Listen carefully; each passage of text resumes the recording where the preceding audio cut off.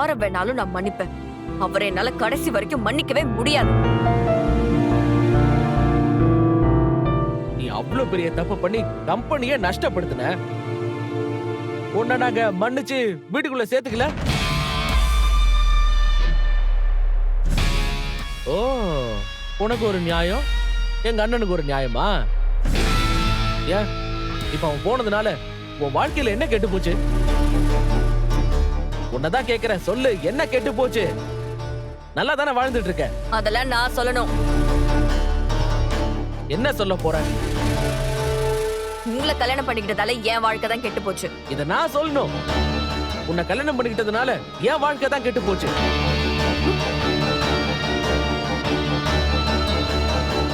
நான் அப்பவே சொன்னேன் வேணாம் வேணான்னு. இந்த பாட்டியும் அண்ணியும் தான் உனக்கு பாவம் பார்த்து உன் கழுத்துல தாலி கட்ட சொன்னாங்க. நீலா, புத்திய காட்டிட்டல்ல. இங்க பாருங்க, என்னையும் தான் எல்லாரும் சேர்ந்து கன்வின்ஸ் பண்ணாங்க.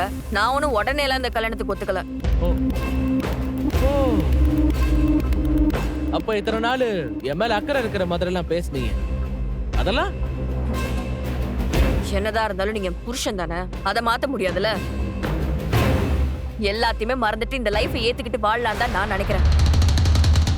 ஆனா பழசெல்லாம் ஞாபகப்படுத்துற மாதிரி உங்க அண்ணன் திரும்பி இந்த வீட்டுக்குள்ள வரதுல என்னால ஏத்துக்க முடியாது.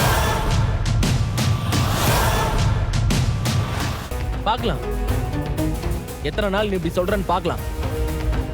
எங்க அண்ணன் இந்த வீட்டுக்கு வர்றதான் போறான். எங்க எல்லார் கூடயும் சேர்ந்து சந்தோஷமா வாழதான் போறான். அப்ப நீ என்ன பண்ற பாக்குற?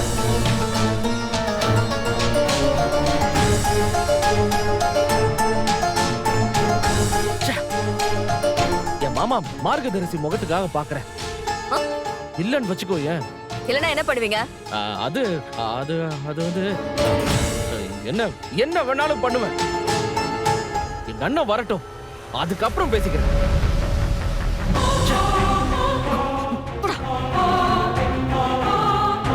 நான் இருக்கிற வரைக்கும் அவனால இந்த வீட்டுக்குள்ள வரவே முடியாது.